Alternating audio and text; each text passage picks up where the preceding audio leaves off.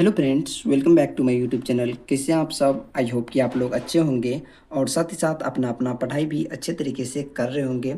तो दोस्तों, आज से मेरा सीडीपी का पीवाईक्यू सेट स्टार्ट हो रहा है और मैं जो है दोस्तों 2011 से लेकर के 2022 तक का पीवाईक्यू सेट आप लोगों के साथ शेयर करूंगा। तो दोस्तों, आप लोग वीडियो को लाइक करिएगा एंड चैनल को भी सब्सक्राइब कर लीजिएगा। तो दोस्तों, आज से पीवाईक्यू सेट यहाँ से आज से जो है मेरा सीडीपी का पीवाईक्यू सेट यहाँ से स्टार्ट हो रहा है और ये सीडीपी में जो है मेरा सेट नंबर 1 है और ये 2022 का है। और दोस्तों, इससे पहले जो है दोस्तों मैं पूरा हिंदी पेडागोजी का पूरा सेट कंप्लीटली डाल चुका हूँ। यदि आप लोग वो सेट नहीं देखे हैं, 14 सेट है, तो आप लोग वो जरूर देख लीजिएगा और वो सेट से आप लोगों को सीटेट 2025 में हिंदी पेडागोजी में बहुत ज़्यादा मदद मिलेगा। तो प्लीज़ आप लोग वो देख लीजिएगा। तो दोस्तों, आज जो है सीडीपी का पहला सेट का पहला प्रश्न यहाँ से स्टार्ट करते हैं।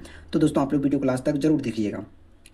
तो दोस्तों, आज का पहला प्रश्न है, निम्नलिखित में से कौन सा स्थूल कौशल के उपयोग का एक उदाहरण है? पहला ऑप्शन में है, एक पैर पर संतुलन करना, एक मटर को उंगली से दबाना, किताब के पन्ने पलटना, पेंसिल पकड़ना। तो स्थूल कौशल जो है दोस्तों एक पैर पर संतुलन बनाना स्थूल कौशल होगा। तो इसका ऑप्शन नंबर ए सही हो जाएगा। और दोस्तों, इसमें जितना में टिक लगा हुआ है, मैं इसका पीवाईक्यू सेट लगा चुका हूँ, इसीलिए सब में टिक लगा हुआ है, तो आप लोग देख लीजिएगा।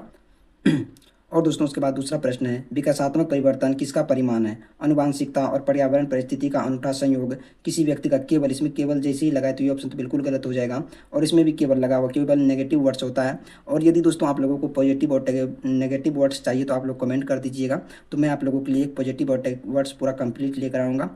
और दोस्तों, उसके बाद चौथा ऑप्शन है, ना तो वंशानुगत और ना ही पर्यावरणीय। तो ये तो बिल्कुल गलत हो जाएगा। तो विकासात्मक परिवर्तन जो है दोस्तों अनुवांशिक और पर्यावरण परिस्थिति का अनूठा संयोग है। तो इसका ऑप्शन नंबर ए बिल्कुल सही हो जाएगा। और दोस्तों, उसके बाद अगला प्रश्न है, 2 से 6 वर्ष की अवधि को क्या कहा जाता है? 2 से 6 तो दोस्तों प्रारंभ यानी कि शुरुआत का वर्ष है, तो इसे प्रारंभिक बचपन कहा जाता है। और उसके बाद दोस्तों अगला प्रश्न है, अभिकथन और कारक का है।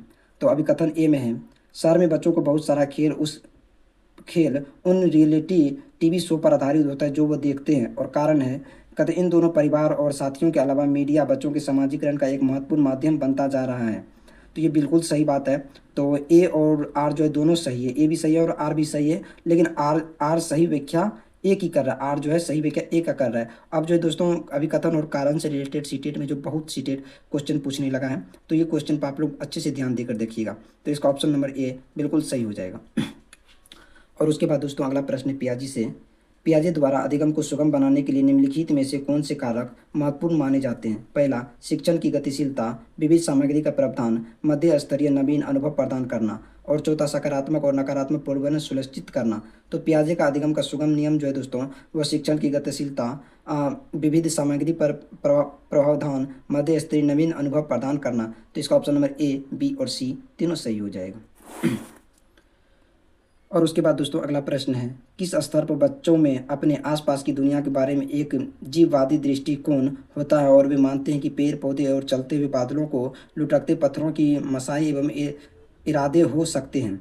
तो वो जो है दोस्तों इस प्रकार के बच्चों जो है वो पूर्ण संकीर्णता अवस्था में होते हैं। तो इसका ऑप्शन नंबर बी बिल्कुल सही हो जाएगा। और उसके बाद दोस्तों अगला प्रश्न है, किसके सिद्धांत में भाषा बच्चों के संज्ञानात्मक विकास में महत्वपूर्ण भूमिका निभाते हैं? तो वह लीव वाइगोत्स्की हो जाएगा। इसका ऑप्शन नंबर ए बिल्कुल सही हो जाएगा। उसके बाद दोस्तों अगला प्रश्न है, वाइगोत्स्की के अनुसार बच्चे किस प्रकार सीखते हैं? प्रतियोगिताओं के द्वारा, साथियों की बातचीत के द्वारा, पुरस्कार तो बिल्कुल गलत हो जाएगा। और उत्पन्न प्रतिक्रिया अनुबंधन करके, ये भी बिल्कुल गलत हो जाएगा। पियाजे के अनुसार जो है दोस्तों बच्चों एक दूसरे से बात करके सीखते हैं। तो इसका ऑप्शन नंबर बी बिल्कुल सही हो जाएगा। और उसके बाद दोस्तों अगला प्रश्न है, एक बाल केंद्रित कक्षा में बच्चे निष्क्रिय नकलची के रूप में देखे जाते हैं। तो बिल्कुल गलत हो जाएगा। और दूसरा, ज्ञान के निर्माण के सक्रिय रूप से लगे हुए हैं। जैसे ही सक्रिय है एक पॉजिटिव वर्ड से, तो इसका ऑप्शन नंबर बी बिल्कुल सही हो जाएगा। और उसके बाद दोस्तों अगला प्रश्न है, निम्नलिखित में से कौन सा सही सुमेलित युग में है? तो इसका ऑप्शन नंबर बी हो जाएगा, क्योंकि ये थोड़ा बड़ा क्वेश्चन है, तो इसीलिए शॉर्टकट में इसको कर रहे हैं। तो एक अच्छा लड़का अच्छी लड़की अभिविन्यास एक दूसरे के साथ भला बनकर अनुमोदन अर्जित करते हैं। तो इसका ऑप्शन नंबर बी बिल्कुल सही हो जाएगा। और दोस्तों उसके बाद अगला प्रश्न है, हार्वर्ड गार्डनर के सिद्धांत में डैश बुद्धि वाले व्यक्ति वनस्पति और जीवों की विभिन्न प्रजातियों की सुंदरता की पहचान करते हैं। तो ये प्रजाति से रिलेटेड है, तो मतलब यानी कि वनस्पति से रिलेटेड है, पक्षी से। तो ये प्रकृतिवादी हो जाएगा, क्योंकि वनस्पति जीव जंतु जो है प्रकृति के माध्यम से है, तो इसका प्रकृतिकवादी हो जाएगा। तो ऑप्शन नंबर बी इसका बिल्कुल सही हो जाएगा। और उसके बाद दोस्तों 12वां प्रश्न है आज का, राष्ट्रीय शिक्षा नीति 2020 क्या सिफारिश करती है? बहुभाषिकता, एक भाषिकता तो बिल्कुल गलत हो जाएगा, और मानवीकरण, मानवीकरण तो ये दोनों नेगेटिव वर्ड्स है तो ये तो बिल्कुल गलत हो जाएगा। तो राष्ट्रीय शिक्षा नीति 2020 जो बहुभाषिकता को सिफारिश करती है, तो इसका ऑप्शन नंबर ए बिल्कुल सही हो जाएगा। और दोस्तों फिलहाल आप लोगों को ये सेट कैसा लग रहा है आप लोग कमेंट करके प्लीज़ ज़रूर बताइएगा।